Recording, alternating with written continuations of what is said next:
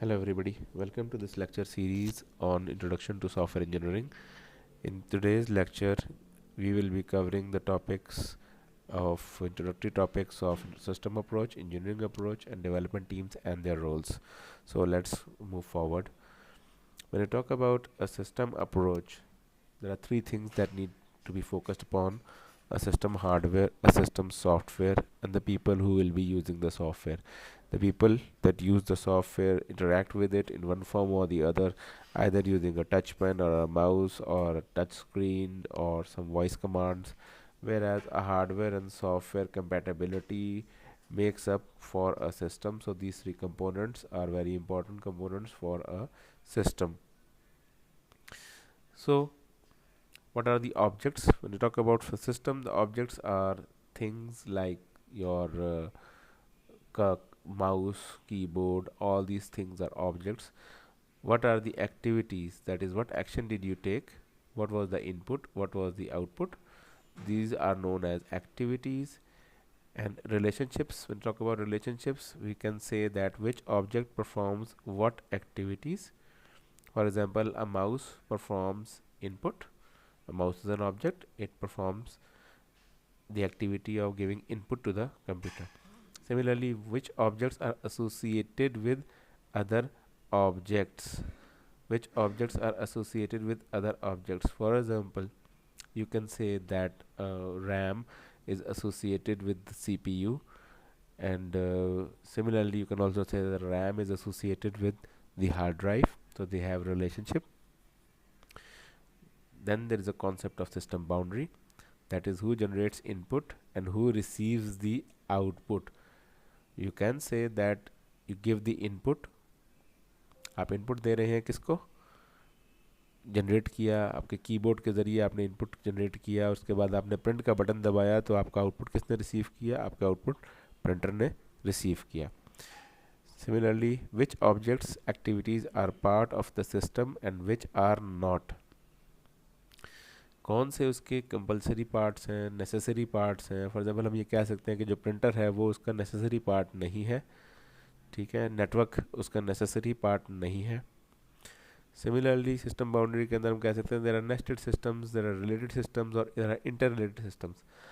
अगर हम अपनी डेफिनेशन के हिसाब से बात करें तो हम, अगर हमें एक नेटवर्क बेस्ड सिस्टम पे काम कर रहे हैं, हम डोमेन बेस्ड सिस्टम पे काम कर रहे हैं जिसमें आपकी सारी एक्टिविटीज़ सर्वर के ऊपर सेव हो रही हैं, ठीक है, तो वो आपके, आप कह सकते हैं कि सारी की सारी चीज़ें जो है वो आपकी उसके ऊपर डिपेंड कर रही है, सर्वर के ऊपर. सर्वर डाउन हो गया तो आपको सिस्टम भी लॉगिन नहीं करेगा, क्योंकि आपका जो सिस्टम है वो एक डम टर्मिनल है जिसमें आप सिर्फ लॉगिन कर सकते हैं और कुछ नहीं कर सकते, ठीक है. सिमिलरली रिलेटेड सिस्टम्स के, आपके जो सिस्टम्स है वो आपस में किस तरह एक सिस्टम दूसरे सिस्टम का रिलेट कर सकता है. फॉर एग्जांपल आपका स्कैनर है, वो प्रिंटर के साथ किस तरह रिलेट कर सकता है. डायरेक्ट स्कैन करते हुए ही प्रिंट भेज दे, बजाय इसके कि वो सेव करे पहले और फिर आप सेव फाइल को प्रिंट करें, ठीक है. Similarly there are interrelated systems. तो ये आपके पास एक सिस्टम्स अप्रोच है. इसी की एक एग्जांपल के लिए हमारे पास, हम ये कह सकते हैं कि एक पेचेक सिस्टम की अगर हम बात करें तो हमारे पास एक कंप्यूटर है जो कि आपके पास सारे डाटा को मेंटेन कर रहा है डेट वाइज, डेट स्टैंपिंग के साथ. उसके अलावा वो सारी की सारी कैलकुलेशंस कर रहा है कि किसको जो है वो कितने पे मिलनी है. उसके बाद उसकी रिसीप्ट प्रिंट करेगा कि जो उसकी पे है वो उसकी, आप जो है रसीद, पे चेक, पे स्लिप, वो पे स्लिप भेजेगा. पे स्लिप जो है वो आपके पास ईमेल कर देगा, ठीक है. पे स्लिप आपके पास वो ईमेल कर देगा तो आपकी ईमेल के अंदर आ जाएगी, राइट. सो इंटररिलेटेड सिस्टम्स की जब हम बात करें, जिस तरह हमने पहले भी देखा था कि there are interrelated systems, some systems depend upon the other, यानी कि आपका एक इनपुट होगा तो वो आगे काम करेगा. For example client server computer जो है वो आपके पास सबसे बेस्ट एग्जांपल है. जिस तरह हम लोगों की लैब्स के अंदर जब हम लॉगिन करते हैं तो हमारी आईडी से लॉगिन होता है, और वो जो आईडी है वो सर्वर पे ऊपर जाके वेरीफाई होती है. अगर वो वेरीफाई नहीं होगी तो वो लॉगिन नहीं करेगा, यानी कि अगर वो सिस्टम नेटवर्क से कनेक्टेड नहीं है तो आप लॉगिन नहीं कर सकते, ठीक है. Similarly it is possible for one system to exist inside another system. अब इसकी अगर हम बात करें तो इट कैन बी, आपने लॉगिन किया डेस्कटॉप के ऊपर, कुछ फाइलें सेव की, माई डॉक्यूमेंट्स में कुछ फाइलें सेव की, उसके बाद आपने लॉग आउट या साइन आउट कर दिया।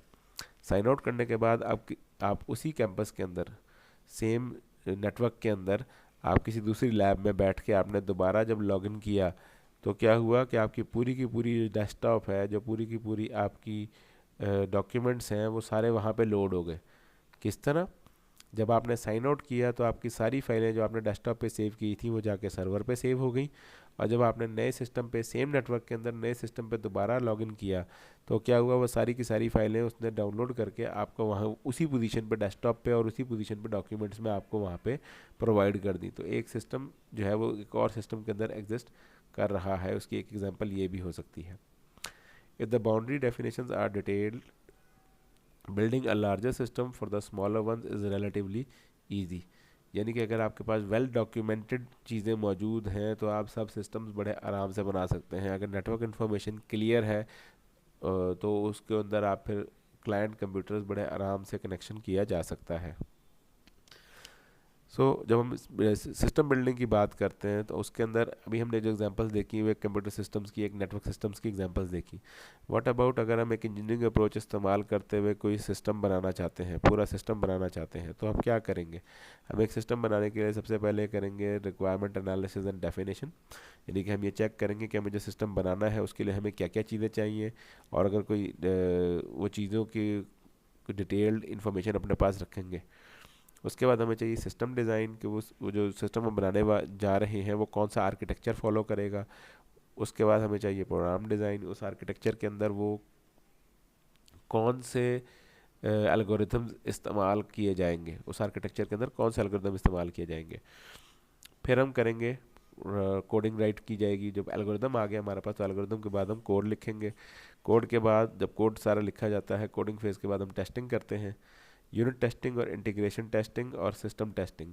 यूनिट टेस्टिंग का मतलब आपको पता है, हम ऑब्जेक्ट ओरिएंटेड प्रोग्रामिंग बेस चल रही होती है हमारी आजकल, तो ऑब्जेक्ट ओरिएंटेड प्रोग्रामिंग के हिसाब से हम एक एक ऑब्जेक्ट को टेस्ट करेंगे।